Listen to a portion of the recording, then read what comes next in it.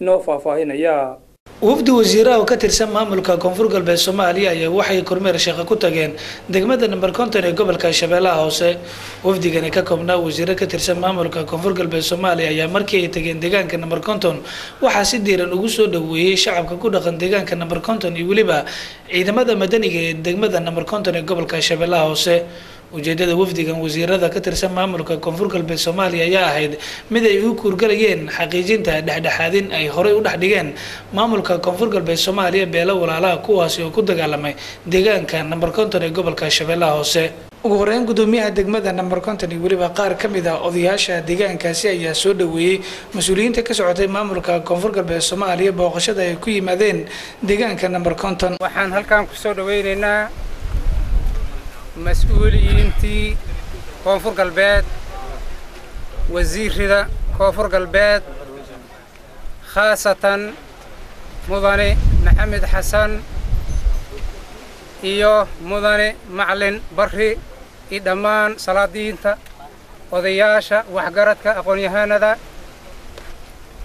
وحافر حدوين نو أهمانتا إيران لكولنو أمان سودوينو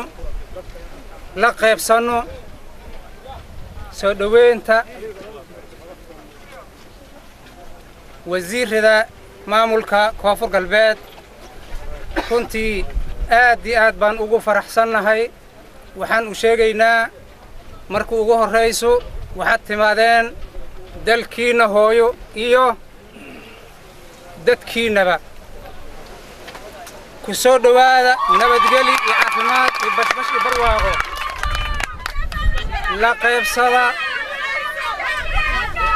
waxaa idin leenahay la qaybsada nolosha shacbigiina gobolka Shabeellaha Hoose khaasatan degmada lambar 50 waxaa idinku soo dhaweynaynaa gacmo furan iyo soo dhaweey wanaagsan waana mahadsantihiin waxaan ku soo dhaweynayaa waxaan rabaa shacbiga inaan iraahdo kelmad waxaad aad iyo aad u ilaalisaan nidaamka amniga santihiin khayr Allah idin siiyo annagu waxaan aad idinkaga maqneen dhibaatooyinka intii ay dhacayeen laakiin waa iska warqabnay oo kulma kala maqneen dhamaantayna dhibaatadaas jirtay waa isla qabay intii dhimatayna Allah u naxariisto tacsiyan u nimid inaan idin tacsiyeyno wixii dhacay waxaan u nimid inaan sheekaysano waxyaalo badan aan ka wada hadalno kadib waxaan rabnaa Ilaahay yiraahdo wixii annagoo muwaafaq ah inaan ku faataysano ku dhameysano rabnaa ilaa iyo dhibaatada meeshii ay ka dhacday marka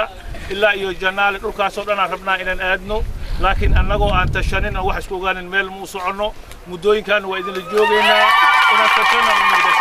Assalaamu alaykum wa rahmatullahi wa barakaatuh. 2015 ummadan gobolka Shabeellaha Hoose waa maalin qaali ku ah oo aad iyo aad aan la hilmaami karin taariikhna u leh gaar ahaan waxaa nasiib u yeeshay madaxdii ugu horeysay ee maamul goboleedka koonfur galbeed Soomaaliya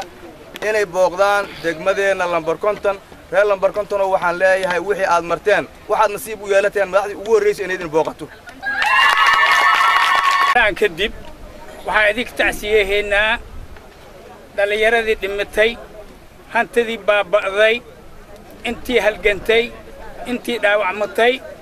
intaas waxaa idinku tacsiyeynaa tacsiye tiiraanayal maxamed xasan fiqi wasiirka wasaaradda beeraha iyo waliba waraabka ee maamulka koonfur galbeed Soomaaliya iyo waliba wasiirka awqaafta iyo arrimaha diinta ee maamulka koonfur galbeed Soomaaliya macalin bare ayaa si wada jir ah ula hadlay warbaahinta waxaan idinku nimid annaga dibkii la soo maray horta waa isla ogeyn haddana waxaan idinku nimid inaan tashano oo maadaama markaasna aan dawladda federaal yiraaho weyn aan ka tirsanayn haddana dawlad goboleed yiraaho koonfur galbeed yiraaho aan ka tirsanahay wixii waa isbedeleen wixii hore aan ku soconay si kale isku bedeleen si kale inaan u tashano oo aan tala wadaagno oo wixii dhintayna aan iska tacsiyeyno wixii maaloo dhumayna aan iska tacsiyeyno wixii dhaawacmayna aan iska tacsiyeyno ka bacdina aan tashanaan idinku nimid waa mahadsantihiin salaan kadib farxadda iga badatay ma hadli karo runtii intaanoo shucuubtayda ah oo shacabkii deegaankan ee muddada dheer dhibaatada ku jiray maantana dawladnimo soo dhaweynaya inaan hor istaago waxay ii tahay reen aad u weyn waxaana rajayn doonaa haddii Ilaahay raalli ka noqdo imaashadeenna inaan ka faa'idi doonno wax badan aad naga faa'idi doontaan annagana aan wax badan idin faa'idin doono ka noqdo